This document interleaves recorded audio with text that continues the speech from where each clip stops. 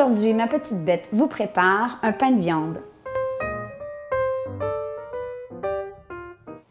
Aujourd'hui, on va faire changement de mes autres capsules. On va commencer tout de suite avec la minute d'humilité. Pourquoi? Parce qu'en fait, j'aime pas vraiment le pain de viande.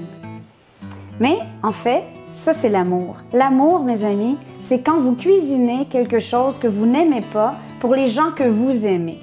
Alors aujourd'hui, je fais un pain de viande pour Chéri parce que sa maman lui faisait un pain de viande et il adore le pain de viande. Voulez-vous savoir pourquoi je n'aime pas le pain de viande? Parce qu'un de mes premiers boulots quand j'étais toute jeune, c'était de travailler dans la chaîne de magasins Sears, une chaîne d'électroménager. Et je travaillais au département des micro-ondes. Oui, je devais avoir 17 ans, 18 ans maximum.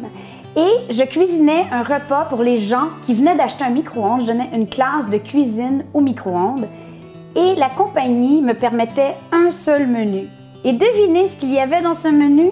Un pain de viande. Alors, dans une année, j'ai cuisiné à peu près 108 pains de viande. Et évidemment, il n'y avait jamais des salles pleines, alors je ramenais le fameux pain de viande à la maison. Ma pauvre maman et moi-même ne savions plus quoi faire avec les restants de pain de viande et malheureusement, on n'avait pas de chien à la maison.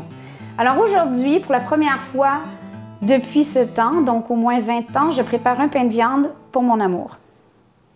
Alors, c'est la recette basée sur la recette de ma belle-maman, parce que tant qu'à faire un pain de viande pour Chéri, on va s'assurer qu'il l'aime. Je commence avec ici 2 livres de viande hachée. Donc, très simple.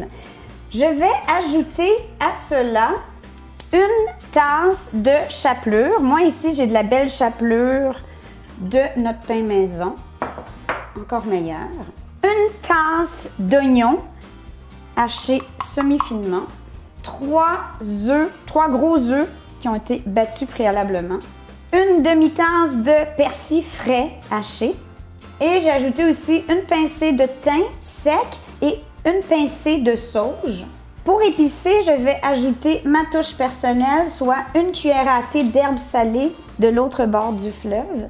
La recette est ici. C'est un assaisonnement magique. Évidemment, si vous n'en avez pas et vous n'avez pas le temps de le faire, l'équivalent, ça serait une cuillère à thé de sel, tout simplement. Et pour terminer, on va le faire à l'italienne parce que moi, du fromage, c'est pas optionnel. Une demi-tasse environ de parmesan râpé. Dernier ingrédient, quelques tourniquets de poivre du moulin. Là, on se lève les manches, on prend un verre de vin, on s'assure que nos ongles sont propres et on plonge. Alors voilà. Je pourrais ajouter une petite note. C'est que là, c'est un pain de viande ultra fancy avec de la viande sauvage du Québec, c'est-à-dire du chevreuil ou du cerf d'Anticosti. On rit plus, là. Donc, si vous alliez dans un restaurant québécois, ils vous vendraient ça 20 $ la portion. Mais moi, je vous fais ça gratis pour les copains. Donc, le but, c'est simplement de bien combiner, que tous les ingrédients sont répartis partout. Maintenant que j'ai fini de combiner, je transfère le tout dans un moule à pain ou à terrine, tout simplement. Bon, là, on essaie de l'étendre bien égal, bien arrondi, un peu comme une belle miche de pain. Regardez, c'est beau. Et là, on va ajouter un ingrédient magique qui est difficilement disponible. C'est pas vrai. En fait, c'est une des rares fois que vous allez me voir utiliser du ketchup, mesdames et messieurs, dans une recette. Chez nous, un pot de ketchup comme ça dure 1 an au bas mot.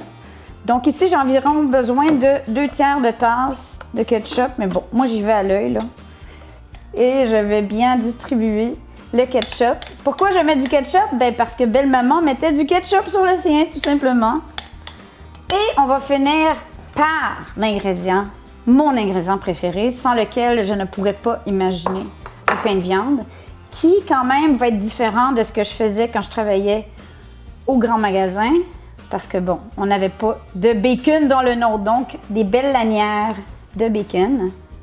Je vais prendre mon moule, le déposer sur une belle plaque à pâtisserie pour éviter les dégâts si jamais en bouillonnant ça coulait. Et on va le mettre au four à 350 ou en Celsius ici pour nos copains européens. Et environ 1 heure jusqu'à ce que le dessus soit bien grillé, que la viande soit cuite. Idéalement, on insère un thermomètre à viande jusqu'à ce que ça soit à 160 degrés. Peut-être qu'il faut attendre 10 ans, puis après ça, tout à coup, on reprend le goût du pain de viande ou du meatloaf. Parce que là, il faut bien goûter. Et voilà. On va donner la bouchée du roi avec ketchup et bacon.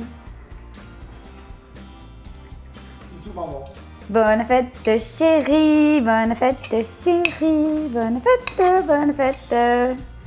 Bonne fête, chérie! Bon appétit! Bye tout le monde, on vous aime, bonne semaine! Moi, j'en veux.